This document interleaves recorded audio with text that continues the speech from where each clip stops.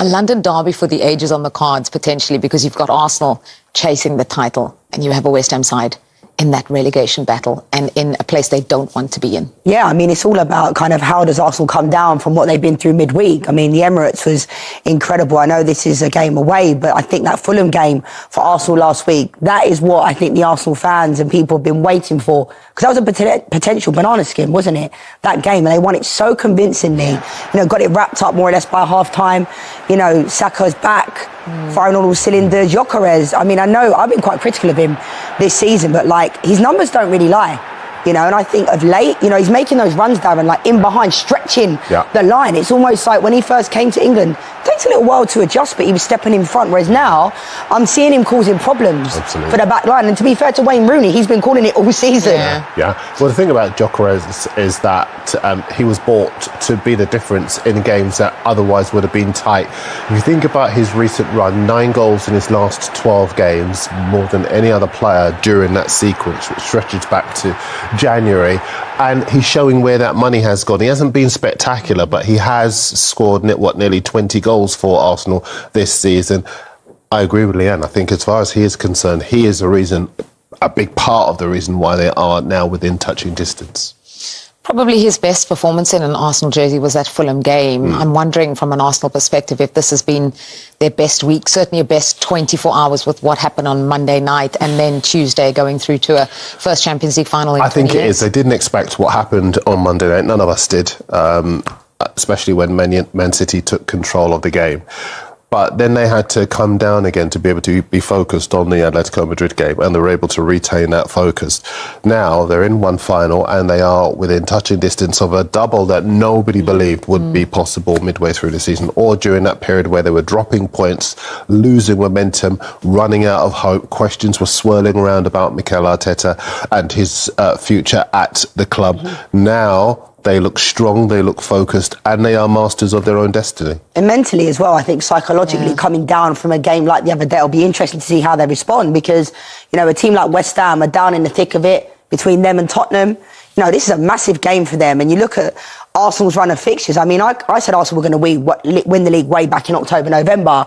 And then last week I changed my mind and I said I think City are going to win it. And now I'm like, you know, where do we, as a pundit, it's like the greatest time, but it's almost like the worst time because predictions go out the window. Don't worry, it's only Darren that goes on TikTok after this. Not your comments. I think what has been incredibly stand out the last 2 games certainly is the impact of Bukayo Saka. And I know that he's been criticised all season and then he's been out a little bit injured, but he has come back and they're also managing him a little bit differently, taking him off around the hour mark. Yeah, and I think you look at last season when he picked up that injury, and for someone so young, you know, he's picked up quite a lot of really serious injuries and he's had a lot of impact on a player so young at Arsenal. When even Smith Rowe first burst on the scene, a lot of impact. So that's probably why they're managing Max Dowman a little bit better. And someone like Saka, it's difficult because when he's available, you would want to throw him in. But I think, like, even when he spoke after the game the other day, I just love him. He's one of those players, like, it doesn't matter who you support. You love it when he talks. You can tell how much it means to him. He wanted to celebrate with the fans instead of doing an interview, but he knew his responsibilities. And, you know, he's been brilliant. Wasn't great at the beginning of the season. But that's what I mean. It looks like he was maybe carrying something. Sometimes you need a reset, don't you? I think he's suffered from being overplayed. I think because he's so productive for Arsenal, there's been an over-reliance on him. Some of the guys were crunching some of the numbers and realising that nearly 50% of Arsenal's attacks were coming down that right-hand side because they were so heavily reliant on his productivity. And the problem with that was that he was playing in games he didn't need to play in. Now, they obviously brought Madueke in to address that, and Madueke's been okay. He's not Saka, but he's been okay. But his numbers aren't that high, Saka. Only 7 goals so far this season. Could he be the difference? Maybe he could, but they do have that power from set pieces. They do have Gyökeres who can score goals. The midfield is going to have to step up in these last few weeks and maybe help him. It cannot be an over-reliance on Saka because that's what's caused some of the problems he's having now. Mention the midfield. Miles Lewis-Skelly playing in there. And, you know, you talk about players needing a rest or being overused. You know, giving Zubimendi a rest has worked wonders against Fulham. I don't even think, but I think now it's created a situation where I don't think Zubimendi's going to come back into the team. I think Miles Lewis-Skelly played that when he was at the academy, you know, and younger. And when I remember when he came into the first team in the Emirates Cup, I watched him play and he was playing in that position. in a central defensive midfield area. And it was interesting that Declan Rice was saying, the manager, the boss, has been quite hard on him this season because he hasn't defended very well, hasn't he? When he has played, Calafiori's been in there, and it looked like him and, Wanyeri's gone out on loan, but it looked like both of them would potentially leave. Now look what happens. He's playing in that defensive midfield area, and I don't even think now Zubimendi it'll be difficult for Arteta to make that decision because Miles Lewis-Skelly in that position has been unbelievable. Yeah. Let's look at what's coming up for Arsenal, and be interesting to get your take on whether you think he sticks with Miles Lewis-Skelly in that midfield alongside Rice. So the West Ham game, Arsenal have won their last 2 at West Ham. I'm sure you'll give us all the numbers, Darren. Yeah, 6-0 and 5-2. The stakes are so different. I think the stakes are different. I think this will be a huge game. I don't think it'll be a walkover for Arsenal, largely because I think it would have helped them more had West Ham been winners last weekend against Brentford, and maybe there could have been a bit of complacency. Maybe they could have afforded to drop points in this game. West Ham cannot afford that. Nuno will want them to respond in this match. They have to fight for their lives because Spurs were winners at Aston Villa last Sunday evening. So I expect this to be much more ferocious. I expect Mavropanos, former Arsenal player, to have the game of his life. He's been really good so far, and I will talk about him in a bit. Yeah. And I think as far as West Ham are concerned, the London Stadium is going to be a real cauldron for Arsenal. I don't think the points are a given in this match by any stretch of the imagination. So you think maybe time for one more twist?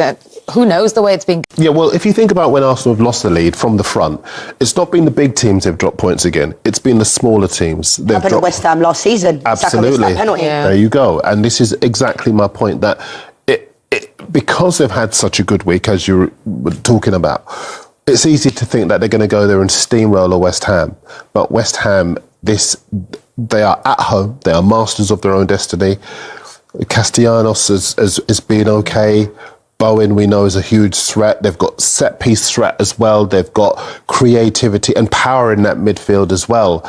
And it'll be interesting to see because, as you say, Skelly's done really well. Lewis Skelly's done really well in midfield. Could it be one to put Zubimendi in because you do need that physicality, you do need that game management?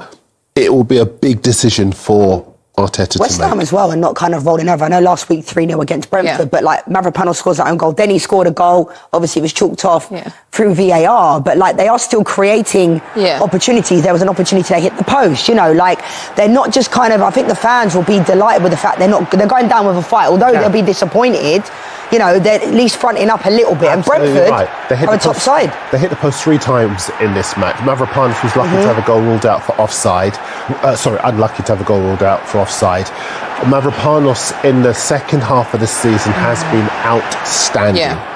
During the first half of the season, it was a bag of nerves, and you could see why they were where they have been. But when you need people to step up, he has done exactly that. Yeah.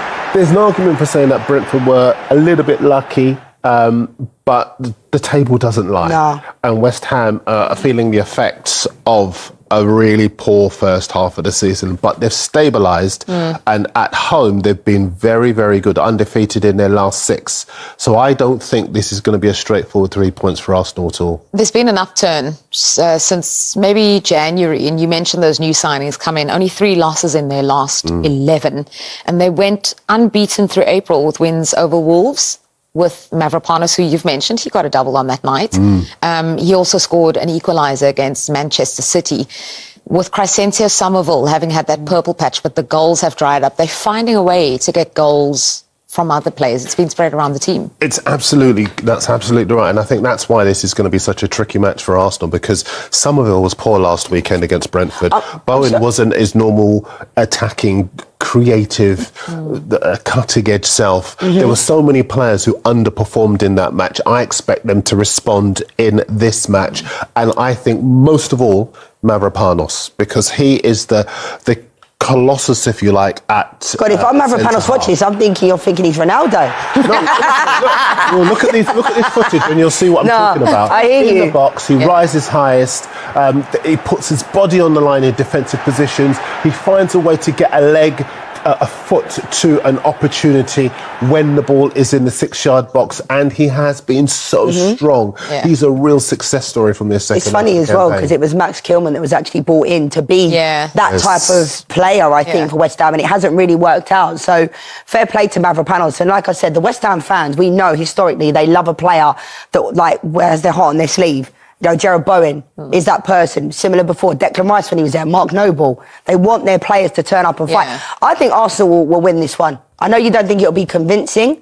You're giving me hope. I know you know your stuff. I think it might be a draw. But I think Arsenal, don't sit on that fence now. Arsenal, I think, will win this one. Predictions at the end of the show. Mavropanos turning into a fox Ronaldo. Prime Ronaldo. Let's look at the fixtures, though, because West Ham have had that upturn and suddenly it has changed. And this is the relegation battle between Spurs and West Ham between now and the end of the season. Who has it tougher? And Leeds with a part to play for both. I think it's tougher for West Ham, if I'm being honest, but the fact that Leeds have already kind of cemented, that was the one for me. When we're thinking about West Ham Leeds last day of the season, we were all thinking it would kind of be coming down to that, but Leeds have kind of done so well. Do you know what? I know Spurs got the result against Villa, but they've just been so poor, haven't they? Like, they've just been so poor. I'm not convinced by Spurs still. No. I think West Ham, for me, I think Leeds are beatable. I think everybody beats Chelsea at the moment. They are so poor right now. 6 games in a row they've lost. Everton at home as well. End of the season, I think they will be on the beach and they might have their sunglasses on and their... I forgot what they were called for a second. Flip-flops on as well. I think West Ham stay up still. And Spurs down. Yeah. Ooh. Good afternoon. Hi. Have you got any fresh injury concerns after Tuesday? No. Everybody finished the game well and nothing to add, I think. Mika Marino and Yuri Timber, of course, were missing. What chance either of them or both of them being available for the weekend? No chance for the weekend. Are you optimistic that before the end of the season you'll see them again? I don't know. There's still a fair bit to do, so everything has to be so smooth and quick if they want to have a chance to play any minutes. Before we get into West Ham, I just want to ask you about the Champions League finals. Paris Saint-Germain, now you know who your opponents will be. It was a semi-final, of course, last season. One of those what might have been moments for Arsenal. Has that lingered with you at all, and does it almost make it the perfect final for Arsenal? It's what it is. We knew the level of the opposition that we had to face, either way, Bayern Munich or PSG. We know the quality that they have, and that's it. But obviously, we are as well very confident that when we get to that moment, we're going to deliver what we need to do. Mikel, you said you'd never experienced anything like that atmosphere that you did on Tuesday. Can you put into words how powerful that emotion, that unity can be now for the final 4 games of this season? Well, I would say crucial, immense, and needed, because what they can provide when we get the stadium into that emotional state, to that level of connection with the players, is just incredible. The players describe it; they are the most important ones, and they describe it like they never had that feeling before in the stadium, and they make them better. With that atmosphere that was there, after the game and in the few days after it, the celebration police has been out. I don't know whether you're aware of this, that a lot of, in some quarters, some people have criticised how Arsenal celebrated at the end of the game. I was expecting this reaction. What do you make of that criticism? Do you care? Well, first of all, I didn't know about it, but I don't know. I think you have to respect every opinion and place them where they belong. Where have you placed them? Where they belong? I don't know. That's not important. You said last week you've got siege mentality in your makeup. Has all of the noise, all the criticism just made you, the players, and even the fans stronger in their unity? Yeah, but I'm assuming that criticism is positive and negative, yeah? I'm assuming.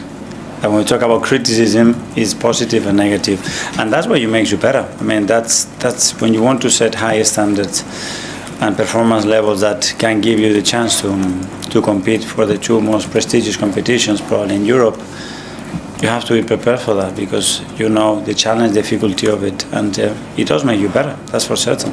I'm sure the mood around the training ground is bouncing just now after what happened on Tuesday. Have you had to do anything to refocus any of the players ahead of Sunday, or are they in autopilot and they know what's coming? We talked immediately after the game, and this is great. What a moment! We earn it. We will have time to prepare and get ready for that final. But now the focus, the attention, the detail, the energy, everything has to be put into West Ham. There is nothing else there, and we made it very clear.